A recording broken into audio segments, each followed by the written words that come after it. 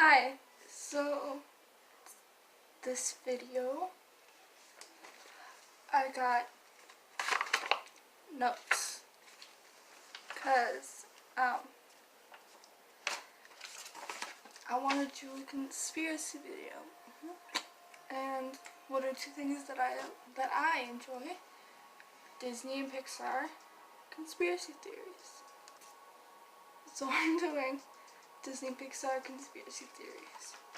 And I got notes. So this one kind of just like explains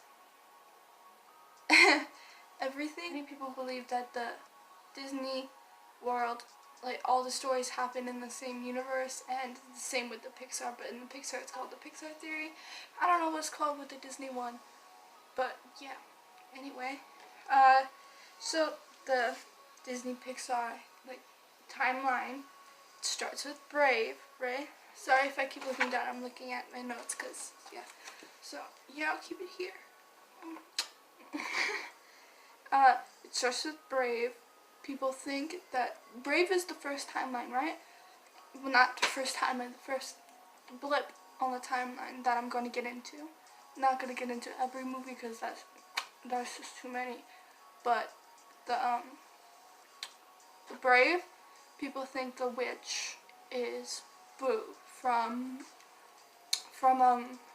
Monsters Incorporated, and that's because the witch in Brave disappears every time she goes through a door, right? She uses a door to travel, make her little house thing travel, and for her to travel with it, right?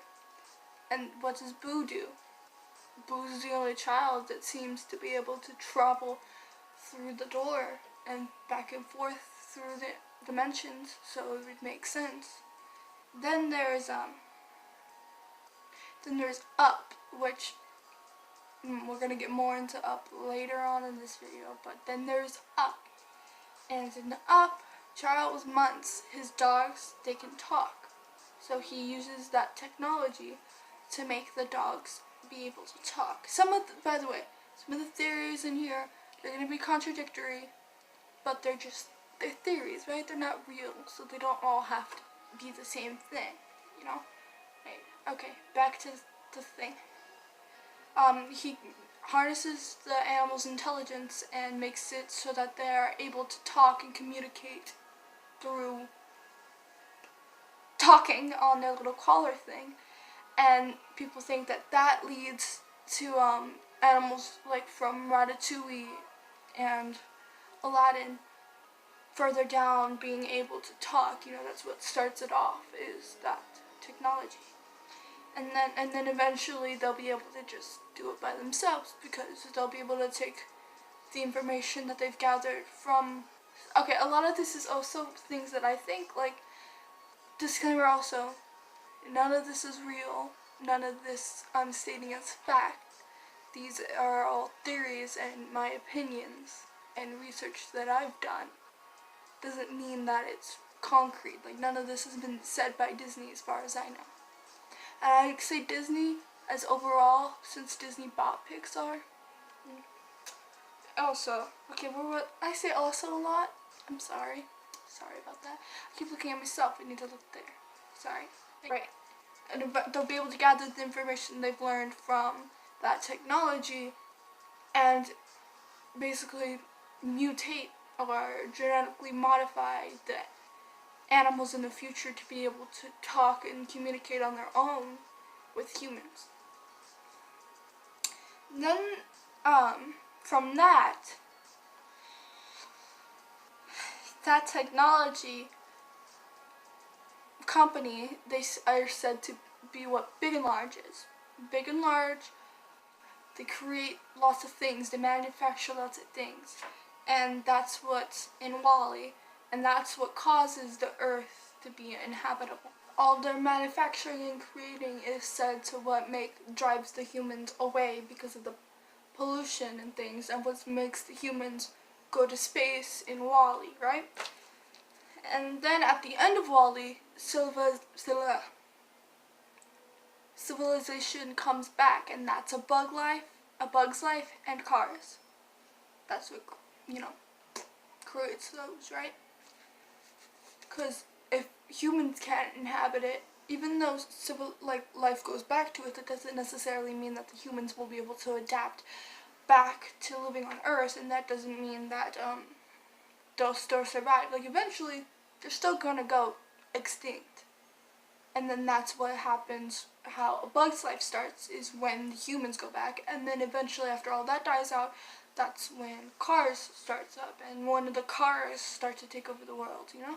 Because also technology will be advancing, humans will be dying, the world will be getting polluted, and then eventually AI will take over and learn how to live on its own and live on the Earth better than humans did, so they could survive longer. And while all this is happening in not in a distant but not too far dimension, the monsters have their civilization has taken place, you know, and they've started to lose their energy, and then that's when Boo comes along, and then Boo gets separated from Sully and travels dimensions and travels in time in order to try and find her only father figure that seemed her father figure of a best friend, Sully, or Kitty.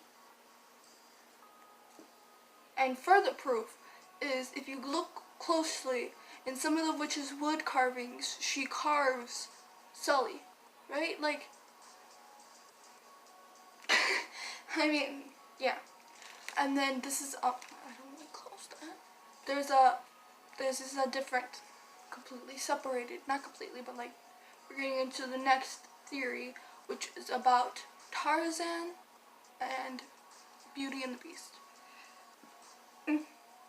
So the theory is that Jane, which is the girl from Tarzan, you know, from the movie Tarzan, Jane is the main female character, and she goes to the island and she hangs out with the gorillas and Tarzan, and then helps all them, you know, the movie. But the theory is that Jane's family is a descendants from Belle and Belle's family, you know? Okay, so first of all, if you look at their physical appearance, they have very similar appearances with their hairstyle and their attire and some of their facial shapes. You know, their shape, some of facial features, you know, they just look like they could be related. And then also, both of them, this is kind of like a joking theory, it's not deep. The next one is, but this one's not, you know, spooky. And they both seem to be at least interested in bestiality. and their father's figures are the same, you know, they're goofy, smart, intelligent, and like people. They're also, you know, goofy and fun and kooky, woo! And Jane also has a similar tea set to the tea set from Sleeping Beauty, and not Sleeping Beauty, Beauty and the Beast. And obviously it can't be the same tea set because they turn back into humans, but they can still get a replacement tea set, and then that can be passed down on from generation to generation. Okay, now this next theory, kind of dark, so trigger warning if you get triggered by any sign of like old people dying, then this last theory is not for you. Otherwise, let's get into it. Once again, all opinions. Think what you want to think. Be your own thinker. Be a free thinker. Don't think what other people tell you to think, unless it's logical. Don't believe other people's conspiracies unless you want to, unless you believe it, you know?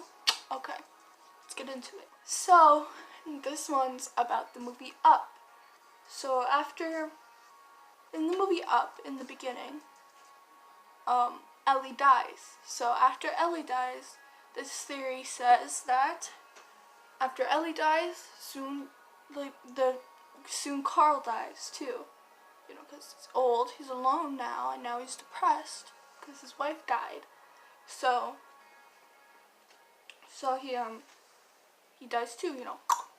And sorry, that was okay. Anyway, and then the whole rest of the movie, like his whole journey, his whole traveling, all of that is just his journey to the afterlife. But the little kid, that's his guardian angel. Like, he's there, and Carl is his last mission before he can get his wings and become a real full-fledged angel. A further way of proving this is Charles Muntz. So when Carl was a child, he would watch Charles Muntz do things, right? And when Carl was a child, he was presumably about 30. You know, about 30, because he was famous in the media and stuff, so that's a pretty good age, is 30. About. And then, in the present time, Carl's about 80 years old, right? Based on timeline and based on aging process and how long they've been married and his presumed age of like 10 when he was a child in the flashback scene. 12 months, based on that, should be around 100 to 110 for them to have all of the action and fighting scenes that they have, and to, you know, be alive at the same time and be able to be in the same age range only makes sense if both of them are dead. Because say he died at the same time, not the same time, but at the same age that Carl did, about 80, that would make sense with them being alive and them being in. If with the whole balloon house thing, Carl's always had access to balloons throughout his and Ellie's entire time. He's always been the balloon guy. He's always been able to have access to those balloons. So, in retrospect, they could have done the balloon thing while Ellie was still alive. And nothing like that, nothing out of the ordinary, nothing fantastical or Pixar-like really happens until after Ellie dies and when Carl dies. So, that's the last theory. Once again, all of these are theories. None of these are facts. And believe what you want to believe. Don't believe what you don't want to, you know? And until the next video, peace out and goodbye. Hey, it's Nkar Marcia here, and I just wanted to say thanks for watching this video, and if you enjoyed it, be sure to like and subscribe for more content. This information on the screen right now, that's the information to the people who made the background music in this video, and shout out to them. If you enjoyed it, like I said, like and subscribe for more content, and see you all in the next video.